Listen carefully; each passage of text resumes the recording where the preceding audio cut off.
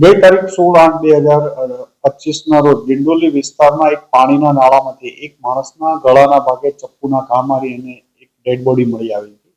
અનડિટેક્ટ ગુનો હોય અને અનઆઇડેન્ટિફાઈડ ડેડ બોડી હોય. ક્રાઇમ બ્રાન્ચની અલગ અલગ ટીમો આ બાબતમાં કામ કરી રહી હતી.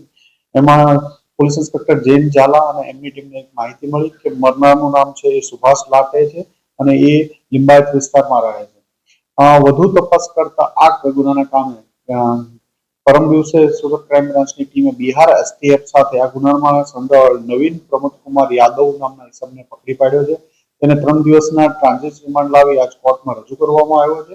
અને આની પૂછપરછમાં એવું જાણવા મળ્યું હતું કે નવીન યાદવ અને વિકાસ યાદવ બંને કઝિન થાય છે અને સુભાષ લાટે એ આ બંને હમાલીનું કામ કરતા હોય એની સાથે આ સુપર પેલામાં મુનશી તરીકે કામ કરતો હોય. બંને એકબીજા સાથે પરિચય થયેલો, અવારનવાર આ લોકો સાથે મળતા હતા.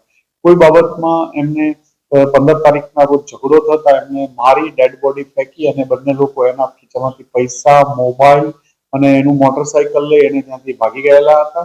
અને અલગ અલગ બંને વિકાસ અને નવીન અલગ અલગ ટ્રેનો મારફતે ભાગી ગયેલા હતા. જેમાં નવીનને પોલીસ બિહાર એસટીએફની મદદથી સુરત ક્રાઇમ બ્રાન્ચની ટીમ દ્વારા પકડી પાડવામાં આવે છે. આગળની તપાસ માટે એને ડિંડોલી પોલીસ સ્ટેશન સોંપવામાં આવશે.